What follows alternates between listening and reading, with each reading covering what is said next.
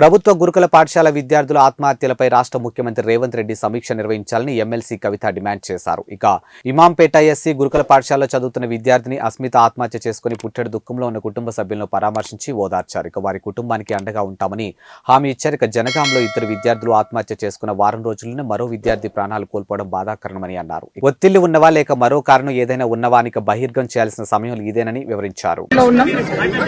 ఈ గ్రామానికి సంబంధించినటువంటి ఒక విద్యార్థిని ఎస్సీ గురుకుల హాస్టల్లో చదువుతున్నటువంటి విద్యార్థిని మరి అంతకన్నా ముందే ఒక వారం రోజుల క్రితం వాళ్ళ క్లాస్మేట్ వాళ్ళ క్లోజ్ ఫ్రెండ్ ఇంకొక పాప సూసైడ్ చేసుకుంటే మరి ఆ సూసైడ్ తోని మనస్తాపం చెందినటువంటి ఆ బిడ్డ ఇక్కడ ఇంటికి వచ్చిన తర్వాత కొద్దిగా స్థిమితపడ్డది. కానీ మళ్ళీ వెంటనే అధికారులు ఎగ్జామ్స్ ఉన్నాయి, మళ్ళీ మీరు రావాలి స్కూల్కి అనగానే మనాది పెట్టుకున్నటువంటి ఆ పాప మరి ఇక్కడ ఇంటి దగ్గరే సూసైడ్ చేసుకొని చనిపోవడం జరిగింది. చాలా బాధాకరం.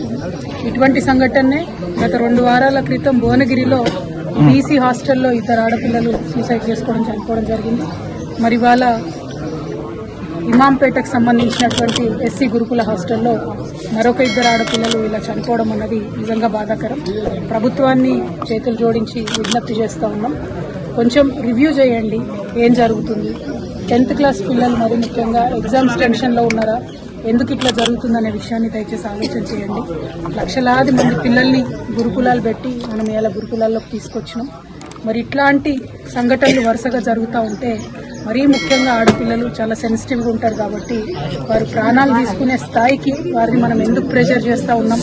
మరి గురుకులాల్లో ఏదైనా సిలబస్ బాగాలేదా, లేకపోతే కౌన్సిలర్స్ సంఖ్య తక్కువ ఉందా, లేకపోతే ఇంకేమైనా సౌకర్యాల వల్ల ఇబ్బంది ఉందా, ఇంకేదైనా రకమైన ఒత్తిడి ఉందా. దయచేసి ప్రభుత్వం ఇప్పుడు విద్యాశాఖకు సంబంధించి ప్రస్తుతం మంత్రివర్యులు లేరు కాబట్టి గౌరవ ముఖ్యమంత్రి వర్యులు ఒక్కసారి రివ్యూ చేసుకుంటే బాగుంటుందేమో. ఆడపిల్లల అంశం సెన్సిటివ్ అంశం, పైగా ఇప్పుడు ఎగ్జామ్స్ వచ్చేటటువంటి టైం కాబట్టి అన్ని సోషల్ వెల్ఫేర్ హాస్టల్స్ కూడా ఒక్కసారి రివ్యూ చేసుకొని కౌన్సిలర్స్ని పటిష్టంగా పెట్టి పరీక్షల్లో అత్యధిక ఉత్తీర్ణత శాతం సాధించే విధంగా విద్యార్థుల మీద ఉన్న మానసిక ఒత్తిడిని తొలగించే విధంగా ఉండాలని చెప్పి కోరుతా ఉన్నాను. అదేవిధంగా బర్కచెర్ల గ్రామస్తులందరికీ కూడా తెలియజేస్తూ ఉన్నాము. మరి ఈ బిడ్డ కుటుంబానికి బీఆర్ఎస్ పార్టీ తరఫున మేమందరం కూడా అండగా నిలబడతాం, వారికి ధైర్యాన్ని ఇస్తాం. అనాథగా మిగిలిపోయినటువంటి వారి తల్లిగారికి మేమందరం కూడా మనస్ఫూర్తిగా అండగా ఉంటామని తెలియజేస్తూ వారి కుటుంబానికి బర్కచెర్ల గ్రామస్తులందరికీ కూడా తీవ్ర సంతాపాన్ని తెలియజేస్తూ మరొకసారి ప్రభుత్వాన్ని రిక్వెస్ట్ చేస్తూ ఉన్నాం. ఇది డిమాండ్ కాదు, పరీక్షల సమయం, పిల్లలందరూ కూడా ఒత్తిడిలో ఉండేటటువంటి సమయం. ఆడపిల్లలు మగపిల్లలు అన్ని హాస్టళ్లలో కూడా దయచేసి కౌన్సిలర్స్ సరిగ్గా ఉండే విధంగా గౌరవ ముఖ్యమంత్రి గారు తక్షణమే ఒకసారి రివ్యూ పెట్టవలసిందిగా రిక్వెస్ట్ చేస్తా ఉన్నాం. Thank you. మనోధైర్యం కోల్పోతున్నటువంటి పిల్లలకు ఒకటి, తల్లిదండ్రులు దయచేసి ఎగ్జామ్స్ మార్క్స్ అన్న ప్రెషర్స్ ను కొద్దిగా తగ్గించుకుందాం.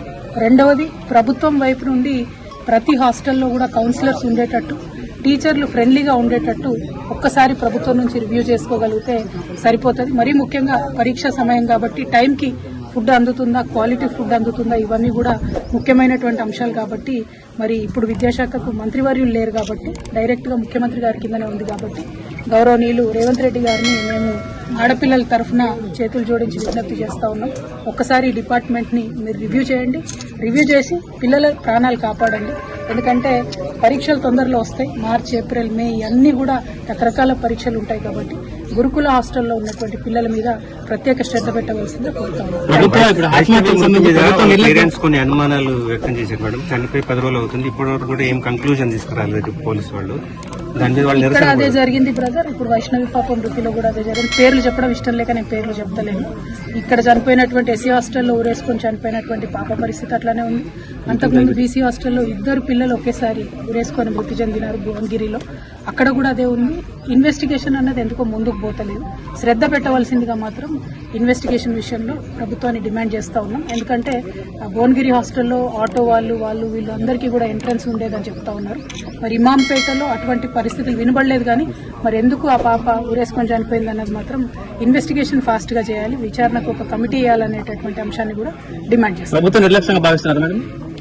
నిర్లక్ష్యం ఉన్నా సరి చేసుకోవాలి బ్రదర్, ఇది పిల్లల విషయం కదా. నేనేమంటున్నా అంటే అవకాశం దొరికిందని ప్రభుత్వం మీద బురద జల్లేటటువంటి అవసరం లేదు.